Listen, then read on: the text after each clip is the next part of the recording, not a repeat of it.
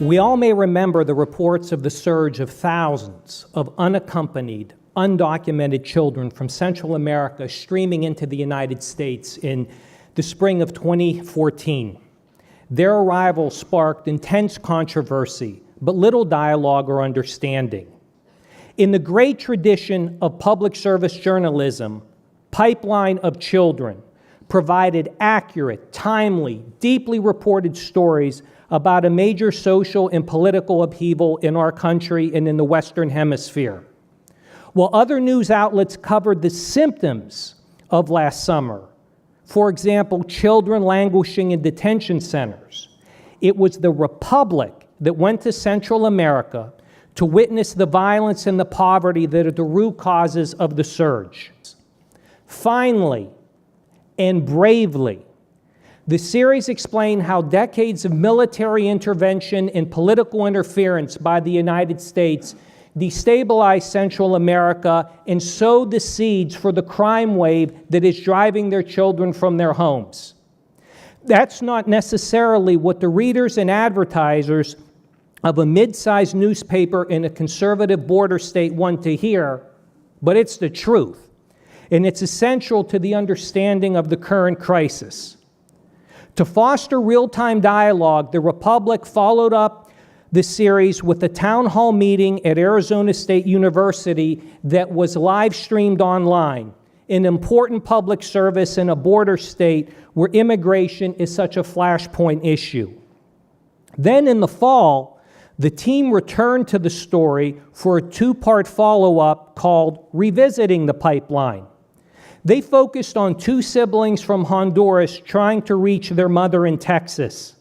Ladies and gentlemen, this story, and we've been associated with the HIllmans for a long time, was deeply personal because I come from a family of immigrants. And last week, the world watched as the 100th centennial of the Greek, Assyrian, and Armenian genocide, the first great genocide, butchery and massacre of the 20th century was observed. My grandfather was one of these children. He was orphaned before the age of 5. He was a refugee, an orphan, and an immigrant. But back then, there was no one to take his picture or to record his story, or the tens and tens and tens of thousands of other children that were orphans and refugee. So therefore, this investigative series exemplifies the values of Sidney HIllman, once a teenage immigrant himself, who also fled oppression and poverty on a journey that would bring him to the United States. And so it is my privilege, my honor, and I ask you to join me to congratulate Bob Ortega and Daniel Ortiz on this amazing series in this amazing piece. Thank you very much. I guess as you can see from that video, these days newspaper prizes involve more than newspaper work. There's a lot of online and video work as well. And I would like to thank you on behalf of the rest of our team who could not be here with us tonight, but also on behalf of the people whose stories we tried to tell. It was a great opportunity and privilege for us to be able to go to all the different places that we reported from various communities in different cities and towns in Central America, and other communities in the United States, including places like Marietta, California, where there were huge protests by anti-immigrant people who did not want children being brought into their community, even temporarily. Last June, when I was doing some of the reporting for this, on my second day in El Salvador, I met a busload of families that had been deported back from Mexico. I talked to a woman who was there with her 2 daughters. One was about 15, very, very pretty. And the mother told me why she had fled. Her daughter, her teenage daughter, had been targeted by one of the gangs. They had come to her and said, pack up her things, she's gonna come with us, she is now our girlfriend. Well, you can imagine what her fate would have been. And the mother took her 2 daughters and she fled to a different community within El Salvador. She went to a small town. but very quickly the gang tracked her down there as well, and then she fled to the United States, or tried to get there. She was caught in Mexico, sent back. When I met her, she had no money, she had no idea where she was going to go, she had no idea what she was going to do. And that was the question that she had for me. Now what? Now what do I do? That's the story that we wanted people here to understand and to experience. And I just want to make two very brief points. First, as you heard in the introduction, the situation in Central America is our doing. That is to say, the doing of the U.S. There is a clear, direct line between U.S. military and political interventions on behalf of corporate interests over the past century and the all but failed states in Central America today that are unable or unwilling to protect their own people.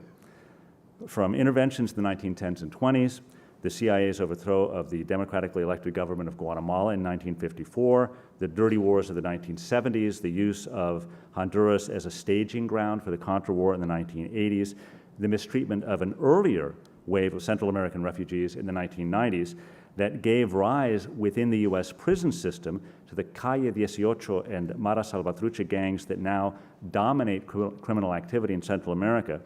U.S. actions have cultivated the conditions that exist today, which is a situation in which criminal gangs control entire neighborhoods and cities, and gangs can operate with impunity, hacking children to pieces to send the message to families that if you don't cooperate with us, this is what will happen. And a situation in which police and prosecutors do little or even abet the gang's operations. One of the mothers I spoke with told me, I know that the road north is dangerous. I know my child may die, but at least there's a chance. Or I know if he stays here, there is no chance. The second point I wanted to make is that this is by no means over. The surge is no longer in the news. The numbers of children and families who are turning themselves into the Border Patrol after crossing the Rio Grande has gone back down to 2013 levels. But that is because they're now being caught and turned around in Mexico in much larger numbers. The conditions in Honduras, in El Salvador, in Guatemala are just as bad. The danger is now even greater than they were a year ago. In El Salvador, the murder rate has climbed since last year, pushing it past Honduras to become the country with the highest murder rate in the world. The children and families that are being sent back, and they are still being sent back, are facing extortion, sexual assault, and murder.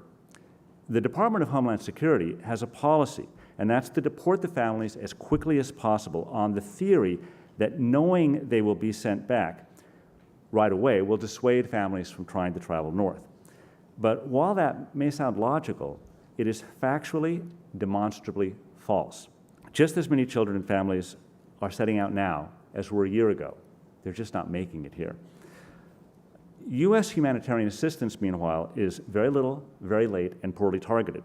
At the same time as the U.S. announced a program to allow some children from El Salvador, Honduras, and Guatemala to apply for asylum from their own country so they wouldn't have to make that journey, our government cut the quota under which children apply, the quota for refugees from all of Latin America and the Caribbean, from 5,000 to 4,000.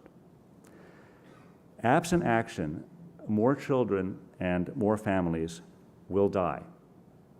So I would like to end by saying we will continue to cover this story and call attention to these facts. And I would invite other journalists who are here today to please pay attention to this, to look at how we are failing to allow families and children who are being held in detention adequate access to legal representation and an adequate chance to plead for asylum. And I hope that we can change that. And if there are other journalists who are interested in that story, I'm happy to talk with you and happy to help you pursue that as well. Thank you.